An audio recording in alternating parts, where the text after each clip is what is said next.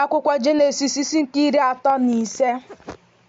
Chineke wee sị Jekọb, bilie rigoro Betel biri n'ebe ahụ, mekwara Chineke ebe ịchụ aja n'ebe ahụ, bụ onye mere ka ịhụ ya anya mgbe ị na-agbapụ n'ihe ịsọ nwanne gị. Jekọb wee sị ụlọ ya, ọ sịkwa ndị niile ya na ha bi, wezuganụ chi niile nke ndị ala ọzọ nke dị n'etiti unu, mee na onwe unu ka unu dị ọcha, gbanweekwanụ uwe unu, ka anyị bilikwa rigoro Betel. M ga-emekwara Chineke ebe ịchụ aja n'ebe ahụ, bụ onye na-aza m n'ụbọchị ahụhụ m, wee nọnyere m n'ụzọ nke m jere. Ha wee nye Jekọb chi niile nke ndị ala ọzọ nke dị n'aka ha, na mgbaaka niile nke dị na ntị ha. Jekọb wee zobe ha n'okpuru osisi terebint nke dị nso Shekem. Ha wee bulie ije. Ụjọ nke Chineke wee dịkwasị obodo niile nke dị ha gburugburu. Ha achọghịkwa ụmụ ndị ikom Jekọb. Jekọb wee bịaruo Luz nke dị n'ala Kenan, nke ahụ bụ Betel. Ya onwe ya na ndị niile ya na ha yikọrọ bịa. O wee ebe ịchụ aja n'ebe ahụ, kpọọ ebe ahụ El Betel, n'ihi na ebe ahụ ka Chineke kpughere onwe ya nye ya mgbe ọ na-agbapụ n'ihu nwanne ya. Debọra bụ nwanyị nyere Rebeka ara na nwata wee nwụọ.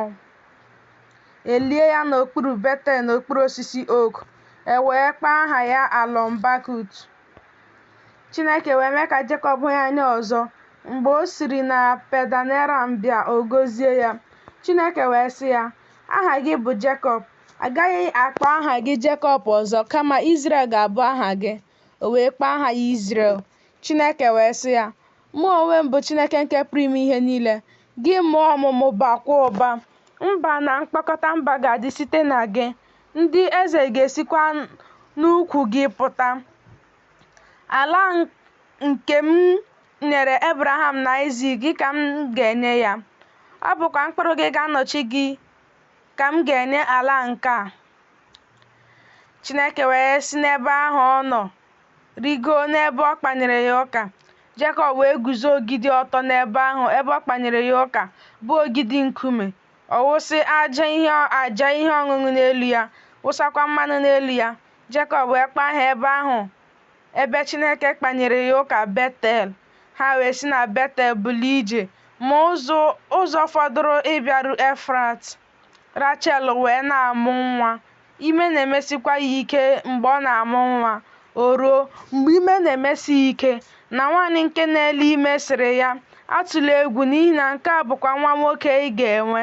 O ruo mgbe mkpụrụ obi ya na-apụ n'ihi na ọ nwụrụ, na ọ kpọrọ aha ya Benoni, ma nna ya kpọrọ ya Benjamin.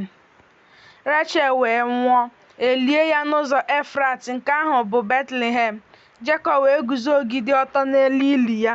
Nke ahụ bụ ogidi ili Rachel ruo taa. Izrel wee bulie ije setụ ụlọ ikwu ya n'ofe ụlọ elu Ịda.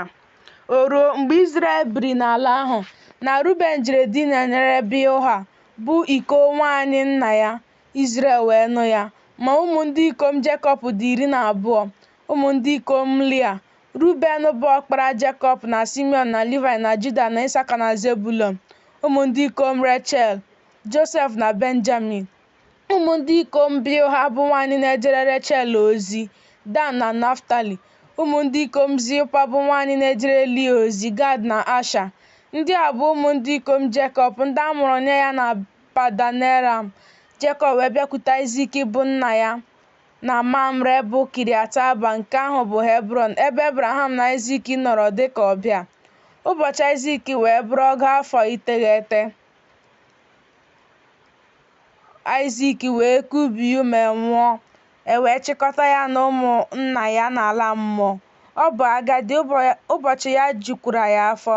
Ịsọ na Jekọb bụ ụmụ ya ndị ikom wee lie ya.